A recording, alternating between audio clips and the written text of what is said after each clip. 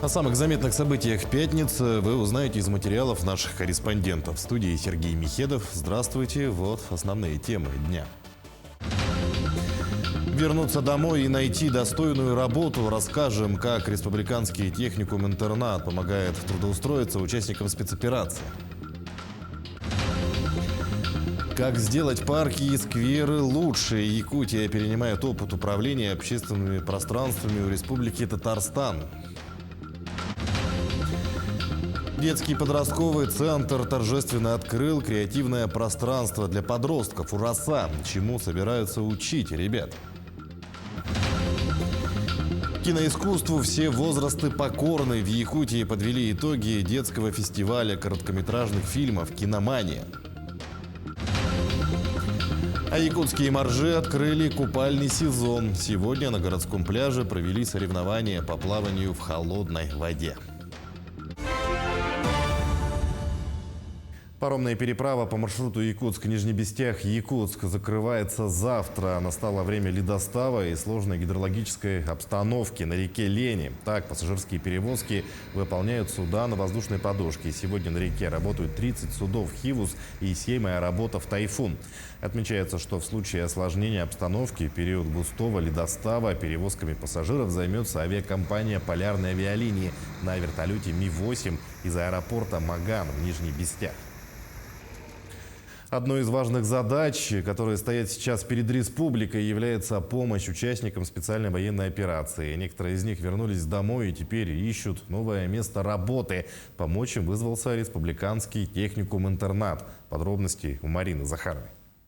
Свою работу по обучению участников специальной военной операции техникум-интернат начал в этом году. На сегодняшний день они успели выпустить 2 потока по 15 человек. Третий, состоящий из 10, закончит бесплатные курсы 10 ноября. Занятия проводятся как в очном формате, так и в дистанционном, чтобы все могли их посещать вне зависимости от проживания. Сложностей пока нет, потому что в дистанционном формате у нас идет обучение через программу. Они по удаленному доступу подключаются к нашей базе, и мы так обучаем. Иногда бывают трудности со связью у обучающихся из сел, но незначительные. Студентам учеба нравится, и они серьезно настроены завершить курсы и по их окончанию получить удостоверение. Да, очень стараются. И некоторые в селах живут, поэтому бывают трудности с связью. В основном нормально, хорошо. Курсов много. Студенты предлагают обучиться компьютерной грамотности, работе с финансами, архивоведению и многому другому. В первую очередь их, конечно же, ознакомят с основами любой трудовой деятельности. В первую очередь, конечно, мы начинаем с техники безопасности, с изучения техники безопасности и охраны труда. Обязательно мы рассматриваем социальную адаптацию на рынке труда, да? И большое количество часов у нас посвящено именно модулям по профессии. Учатся участники специальной военной операции после обеда до 5 часов. Учеба стандартная. Сначала работа на занятиях, после выполнения домашних заданий. Некоторые из них изъявили желание сменить сферу деятельности. Учился я в Институте физкультуры, культуры и спорта в ЮГУ в 2004 году по 2006 год. Сейчас я на основе финансовой грамотности в строительстве, наверное, скорее всего, пойду. Будем составлять бизнес-планы и брать госконтракт. Обучаться могут не только сами участники спецоперации, но и их родственники. По плану республиканскому техникуму предстоит обучить еще 45 человек к концу текущего года. Марина Захарова, Георгий Григорьев, Якутск. Очередную 26-ю группу подземных горнорабочих торжественно проводили трудиться в угледобывающую компанию «Колмар». По нацпроекту «Демография» 24 курсанта прошли обучение по профессии горнорабочий подземный. Из них 5 участников спецоперации, в том числе безработные из Сунтарского, Вилюйского, Нюрбинского, Горного, Чурапчинского, Мегино-Кангаласского, Намского и Татинского улусов. За все время работы офиса на вахту 14 в компанию «Колмар» трудоустроено 558 человек. В 2021 году между Госкомзанятости населения республики и Фондом содействия развитию Севера заключено соглашение о реализации комплексного механизма трудоустройства местных кадров в промышленные и производственные компании. Сегодня в рамках доведенной субсидии мы трудоустроим уже не менее 800 наших граждан. Мы считаем, что этот проект на вахту 14, наш масштабный проект, в рамках нашего масштабного проекта «Местные кадры в промышленность» дают особую возможность и какой-то определенный шанс для наших ребят, для наших якутян, чтобы кардинально изменить свою жизнь, стать успешными и особо востребованы на рынке труда. Для школьников из Якутии во Владивостоке проводят профориентационные экскурсии. Студенты рассказали старшеклассникам об образовательных программах, провели экскурсии по городу и кампусу Дальневосточного федерального университета. Подробности в сюжете. Ученики школ Якутии приехали во Владивосток, чтобы из первых уст узнать все об образовательных программах Дальневосточного федерального университета, а также воочию увидеть, как проходит обучение в стенах университета.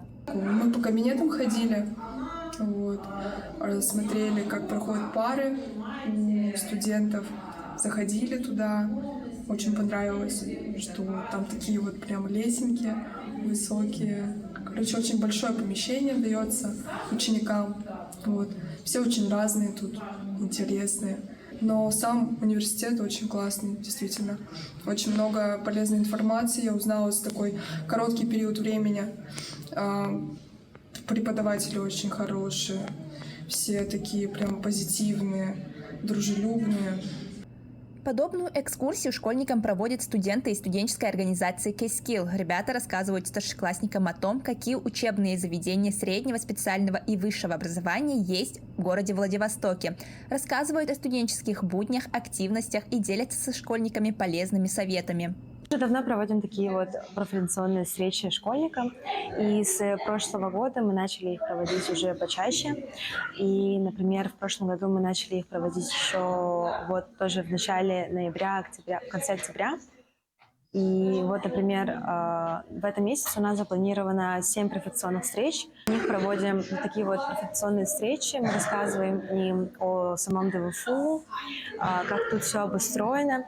И для других интересующихся мы также можем рассказать о других университетах Владивостока. Мы также рассказываем о ТГМУ, о ВВГУ. Инициаторами подобного мероприятия, как правило, являются специальные агентства, специализирующиеся на школьных поездках или администрации самих школ. Они списываются со мной, с председателем, и мы назначаем просто дату, время встречи.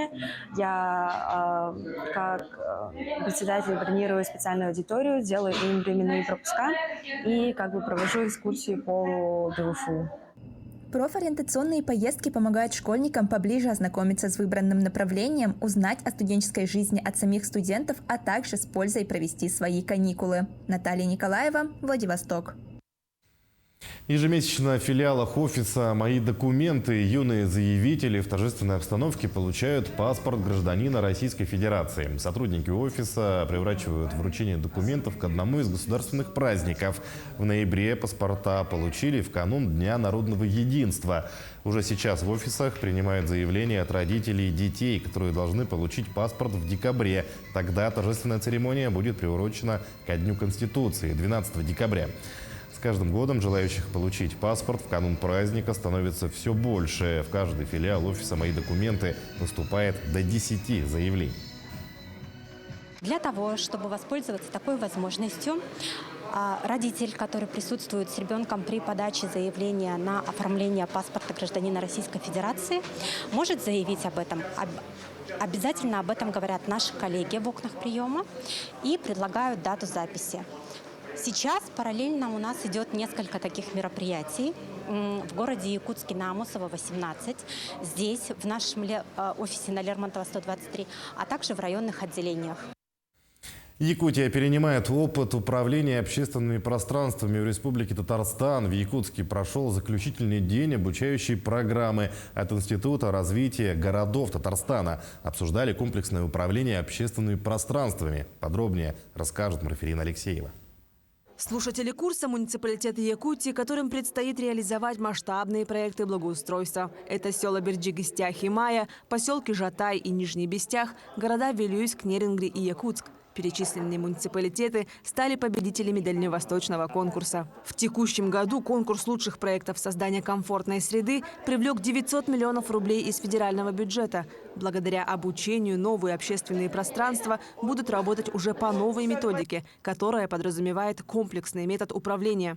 Республики Татарстан, он комплексный, он включает в себя не только, понятное дело, благоустройство, развитие местного бизнеса – это обязательный процесс, это подготовка кадров, что, собственно, и происходит сейчас, да? Это подготовка архитекторов, в том числе молодых архитекторов, то есть будущего. Лекции шли на тему содержания общественных пространств, их эксплуатации, их событий, наполнения, пиар-продвижения, то есть работе с гражданами, обратной связи от граждан. Так, одним из участников обучения стал проект села Бердигистях с площадью Победы. Площадь является прилегающей территорией сквера Эйе, которая расположена в самом центре села. Новое общественное пространство станет центром активности жителей всех возрастов, от школьников до пенсионеров. Главной задачей проекта является комплексное восстановление и реконструкция устаревшей площади. Появятся новые рабочие места. И самое главное, мы будем умело управлять нашими общественными пространствами. В самом Бердигистяхе имеется 7 общественных пространств. Это не считая маленьких общественных пространств. Мы создаем команду именно по управлению общественными пространствами. Тут появляется своя команда, которая будет заниматься культурным программированием, которая будет заниматься содержанием и строительством новых еще объектов.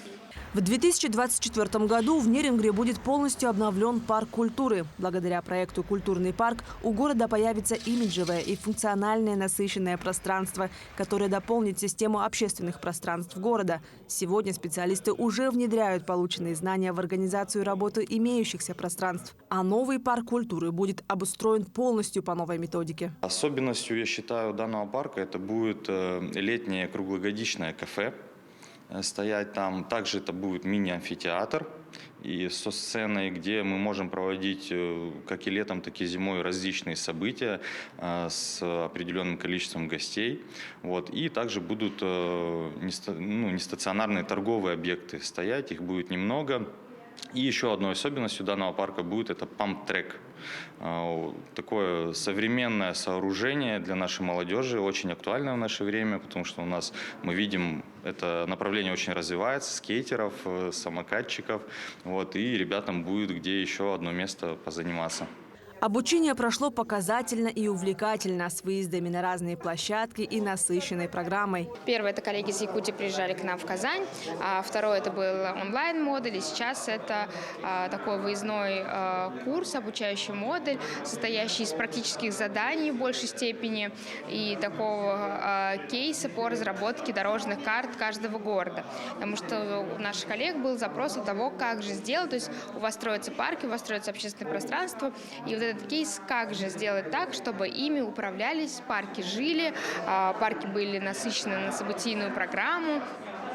Люди приходили в парки с удовольствием и зимой, и летом. Дальневосточный конкурс в текущем году привлек рекордную сумму финансирования, чем за все 5 лет участия во всероссийском конкурсе малых городов и исторических поселений. Всего за 6 лет на реализацию проектов победителей было выделено более 1,5 миллиарда рублей с федерального бюджета. Марфелина Алексеева, Семен Семенов, Якутск. Детский подростковый центр торжественно открыл креативное пространство для подростков «Ураса». Центр победил во всероссийском конкурсе программ социализации подростков.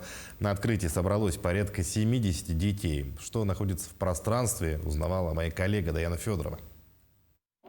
Детско-подростковый центр успешно реализует дополнительные общеобразовательные программы и проекты. В следующем году детскому подростковому центру исполняется 55 лет.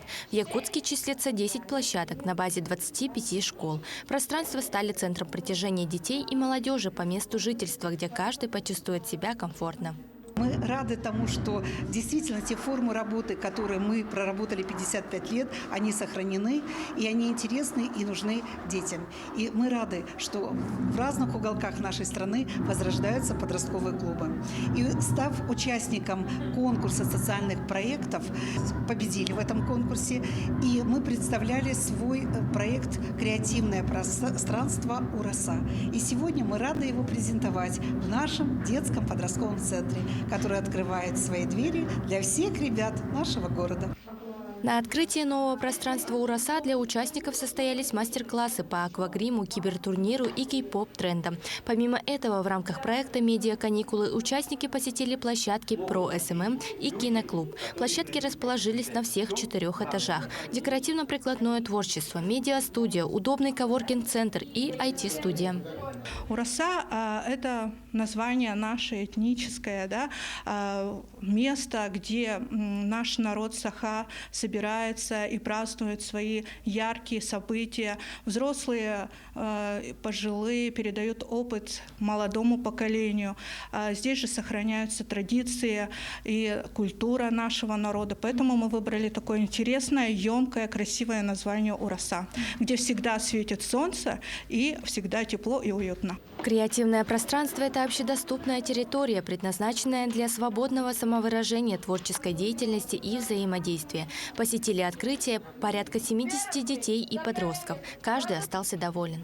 Очень рада, что открылось такое пространство, где вся молодежь может собраться и провести такое, скажем, продуктивное место, где можно будет собраться по интересам и провести хорошо время. Занятие очень хорошее. Я очень рада, да? Да, я очень рад. Посетил киберснайпер. Мне очень нравится он, потому что там я развиваю навыки стрельбы и всего этого. Мне это как-то по душе заходит. Молодежи, ориентированной на успех и развитие, не хватает места и возможности реализовать потенциал. Креативное пространство – это место, в которое успешно совместили два формата – проектную и образовательную деятельность. Он может одновременно вместить около 100 человек. Но на этом центр не останавливается. В дальнейшем планирует открывать все больше креативных пространств. Даяна Федорова, Павел Пахомов, Якутск. Памятник Ленину на центральной площади Якутска установили вновь. Бронзовый монумент простоял на главной площади более 50 лет. Впервые его открыли в октябре 1967 года. В июле прошлого года памятник был демонтирован на ремонт. Конкурс на проведение работ выиграла дизайн-студия «Уран». Памятник состоит из нескольких частей, которые соединены сварочными швами. Каждый шов был усилен. Произвелась шлифовка, реставрация сколов и микротрещин. Как отмечают эксперты, чтобы памятник стоял как можно дольше, каждые 15-20 лет его следует тонировать. Это позволит защитить от различных дефектов, которые возникают из-за погодных условий. Облицовку постамента планируют сделать весной следующего года. В 2016 году выявилось, что постамент памятника, памятник чуть наклонился, и начали исследования, и казалось, что постамент памятника уже в плохом состоянии. И вот в 2018 году была заказана проектно-сметная документация, и, соответственно, в прошлом году началась реставрация данного памятника. Памятник сам у нас 5,5 тонн весит. Памятник сам помыли пескоструем, и песком промыли, потом покрасили, и специальным раствором сделали, чтобы ржавчина не брала и так далее. Киноискусству все возрасты покорны. В Якутии подвели итоги детского фестиваля короткометражных фильмов «Киномания». Фестиваль второй год подряд проходит при поддержке Алроса и собирает творческих школьников со всех уголков республики, чтобы окунуть их в настоящую кухню кино. Подробности в сюжете Виолетты Засимовой. «Киномания» – это не только кинофестиваль, но и целая образовательная смена, которая стартовала 23 октября на базе Малой академии наук. В течение 12 дней 67 отобранных школьников, разделившись на съемочные группы, обучались по 5 направлениям – режиссура, операторское дело, сценарное дело, монтаж и актерское мастерство. Для ребят были организованы мастер-классы, лекции, встречи с известными деятелями киноиндустрии. Также занятия провел приглашенный эксперт из Калининградского центра развития одаренных детей Сергей Захленюк. В прошлом году мы сотрудничали в формате онлайна. Я проводил лекции, скажем так, общую, про понятие кино. Должны были приехать, но не получилось в связи с ковидными ограничениями. Но в этом году наконец-таки удалась такая возможность. И я приехал сюда в качестве эксперта, который может рассказать детям доступное, понятное кино, что это такое и как его, в принципе, снимать. Как отмечают организаторы «Киномании», в числе которых Малая академия наук, парк будущих поколений, целевой фонд будущих поколений и компания кинокомпания «Алроса», первый фестиваль прошлого года показал, что юные якутяне могут и готовы повторить успех своих старших коллег из киноиндустрии. Точно можно сказать, что ребята все начали участвовать, то есть принимать активное участие в жизни школы именно в качестве медиа. Они там снимают фильмы, ролики про школу, про жизнь и личной там жизни немножко освещают. И один ребенок выделяется, это вот Григорьев Кирилл, который стал лучшим режиссером в прошлом году. Он уже как бы снимает свой фильм уже, собирается поступать в режиссерские курсы в ГИК, работает, пошел стажировку у многих именитых режиссеров в Якутии, и сейчас в нашей смене работает помощником организаторов, то есть помогает уже со своим опытом ребятам снимать фильмы. Как и в прошлом году, съемочные бригады подготовили на суд жюри 7 короткометражек, и каждая должна была затрагивать ту или иную нравственную проблему современности.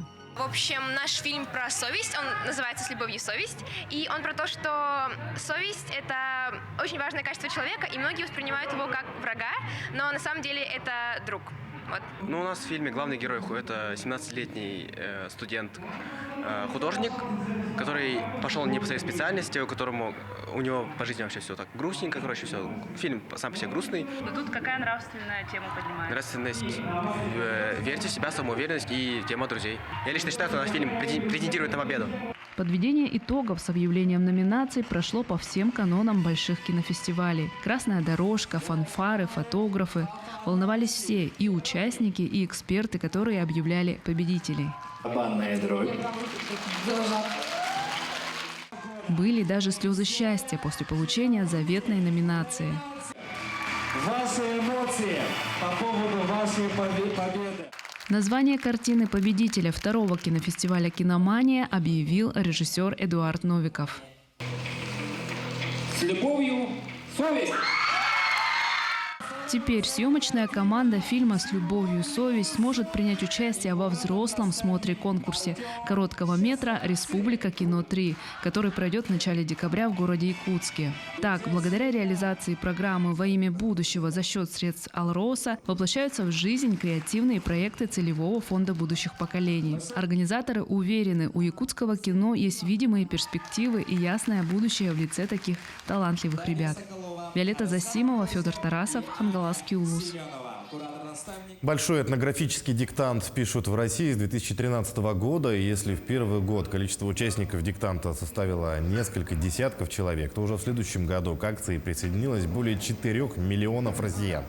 В Якутии в прошлом году диктант написали более 10 тысяч человек. Сегодня этнодиктант, приуроченный ко Дню народного единства, писали и представители национальных общин Якутии. По такому случаю участники пришли на площадку в национальных костюмах, чем превратили диктант в небольшой праздник. Также большой этнодиктант написал и председатель правительства Кирилл Бычков. Я пишу диктант для себя, и мне самой интересно узнать, еще глубже узнать традиции, обычаи других народов. Мы же тут как бы ассамблея народов, мы друг с другом встречаемся в течение года. Ежегодно у всех праздники национальные, и я вот от себя лично, мне тоже интересно вот это понять татарскую, например, да, традиции, обычаи. Поэтому я проверяю себя в первую очередь. И о спорте. Якутские моржи открыли купальный сезон. Сегодня на городском пляже прошли соревнования по плаванию в холодной воде. Мужчины и женщины разного возраста преодолевали в проруби дистанции в 25, 35 и 50 метров. Подробности расскажет мой коллега Александр Хавренко. Когда на улице минус 20, а температура воды в реке всего плюс 2, городской пляж Якутска превращается в место встречи столичных моржей. Сегодня здесь прошли первые республиканские соревнования по плаванию в холодной воде. Участников было не очень много, но азарта и адреналина хватило бы еще на 5 таких соревнований. Участников у нас 12 человек. Это в основном моржи, которые постоянно у нас плавают, занимаются, закаливаем, спортсмены наши. Мы хотим проводить даже год-два раза. Нынче вот в сентябре мы провели соревнования. Там участников больше было, 21 человек было. А сейчас вот 12 человек. Мы хотим включиться в календарный план Республики Саха-Якутия по Министерству спорта и ежегодно по 2 раза в год провести зимнее плавание. Единственной представительницей слабого пола на соревнованиях оказалась Аида Егорова. Для нее это уже не первый заплыв в ледяной воде, и год от года Аида работает над техникой и улучшением своих результатов. Ну, как бы я готовилась где-то, наверное, месяц, отрабатывала технику, у меня не было техники абсолютно. Видите, у меня язык заплетается, мороз дает о себе знать. Все здорово, я довольна. Но 53 было точно. 53 это прошлая зима. Мы переодевались тут под открытым небом. Ну, все было хорошо. Как видите, все нормально. Арсентия можно назвать ветераном плавания в холодной воде. Моржевать он начал 5 лет назад. И по словам самого спортсмена, плавание в холодной воде – это не только возможность преодолеть себя, но и способ релаксации. Это проявляется и в самом физическом состоянии, и психологическое как бы расслабление идет. Поэтому такая комплексная терапия. То есть вы бы посоветовали людям приходить, заниматься и участвовать в соревнованиях? Думаю, да, это надо развивать, этим надо заниматься, и на это надо само собой условия создавать, чтобы постоянно люди занимались. Многие участники сегодняшних соревнований воспринимают их как разминку, как тренировку перед настоящими зимними соревнованиями, которые обязательно состоятся, когда столбик термометра опустится ниже 40 градусов. Александр Хавренко, Георгий Григорьев, Якутск.